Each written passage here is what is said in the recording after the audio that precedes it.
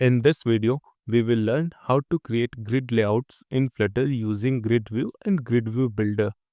Grids are everywhere: gallery apps, dashboards, product list. So this is a must-known widget. GridView is a scrollable widget that displays items in a two-directional grid, which is rows and column. Flutter gives us multiple ways to create grids depending on how dynamic our data is. So to create the grid view, come inside the scaffold's body part and here simply mention grid view. Then here I want to create a grid in which there should be 4 items and they should be aligned as 2 items in rows and 2 items in columns. Okay, so here simply mention grid view.count. Then here add the cross axis count as 2. So this cross axis count defines how much column we are going to add in our grid view. Okay. Then here add the children, and then inside the children here we need to give it the array. Okay, array of widgets. So here simply mention card. Then for child here add the center widget, and then for its child here add the text widget, and in this text view here simply mention item 1. Now just copy this card widget and add it 3 more times and just change the item to item 2, 3 and 4. Now if you save the code and run the application, then you can see here we are having a grid layout, and in our grid view there is 2 rows and 2 columns. Now let's say you want that there should be 3 columns in your grid view, right? Then what you can do, here you can change the value of cross axis count to 3. Now if you save the code, then you can see in our grid there is 3 items, and now if you change it to 4, in that case we are going to have 4 items in our grid. So this is how you can fix the cross axis count, like the number of columns in your grid. Now this approach is best for small and fixed sets widget. But let's say, what if instead of fixing the column count, you want to fix the item width? Like you want that the UI should be responsive. In that case, what you can do, you can remove the count from here, and here you can add the extent. Then here remove this property, and instead of this here mention max cross axis extent. Okay, and here add the value as 200. So this 200 means this is going to be the max available width for a column, or let's say for an item, right? Now just if you save the code and run the application, then you can see if the max cross axis count value is 200, then we are seeing 3 items in a row, right? And when we added the max cross axis count as 100, then we are seeing 5 items. And when I changed it to 300, in that case we are only having 2 items. So this is how you can fix the cross axis extent inside grid view, and this makes your UI responsive, because here Flutter automatically calculates how many columns fit. Now the above 2 grid view which we have learned, these are okay for small data set. But what if we have a large or dynamic list, and building all these widgets at once is very expensive? To solve this problem, we have GridView.Builder. The GridView.Builder is exactly same like ListView.Builder. The difference is that in ListView we build list, and in GridView we build grid. Now here this builder refers to it builds item only when they are visible. It's not going to render all the items at once. Okay, so this is how this is a bit optimized. Now let's see how we can use the grid view builder. So remove all this code from here, and instead of it, here add the gridview.builder. Now inside the grid view builder we need to define the item count, like how many item we are going to add in our grid view. So here add the item count as 20. Then here we need to add the grid delegate. So here simply mention grid delegate, and then here add the sliver grid delegate with fixed cross axis count. Okay, and then here add the cross axis count as 2. Now this is mean we are only going to have 2 columns in our grid view. Okay, then same like list view.builder, here we need to add the item builder.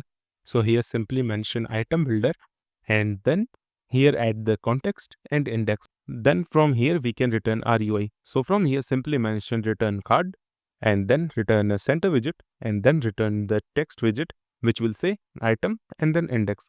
Now if you save the code and run the application, then you can see we are having a grid view, and in our grid view there is 20 items, and these items are created lazily, which improves the performance of application.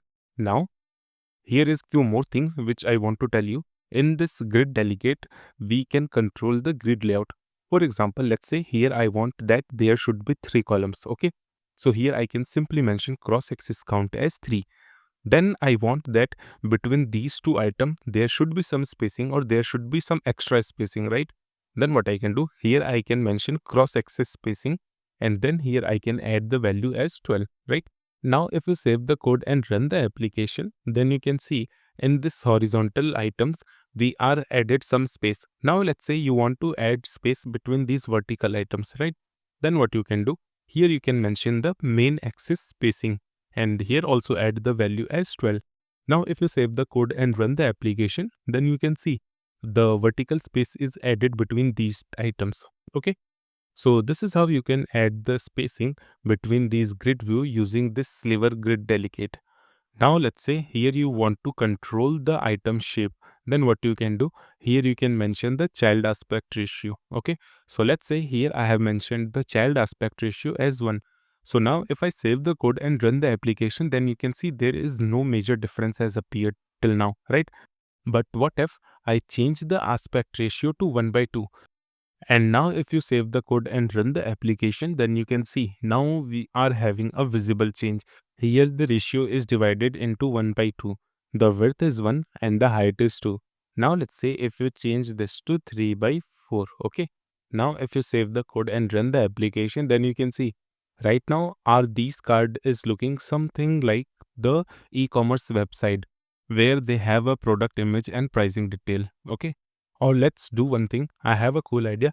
Let's build the product listing page. Okay.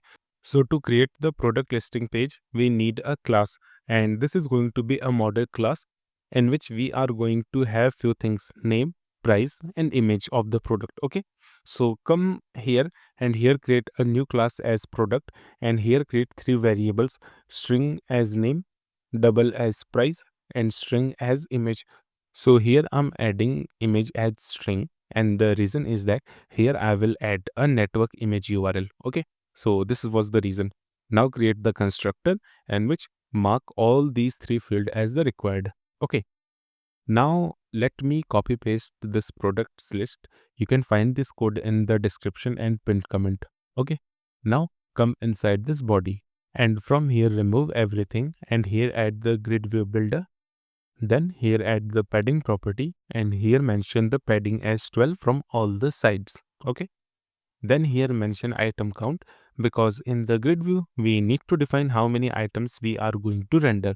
So here simply mention products dot length. Then here add the grid delegate, and then here mention sliver grid delegate with max cross axis extent. Okay. So this is same like the previous sliver grid delegate, but this time here we can assign the max cross axis value.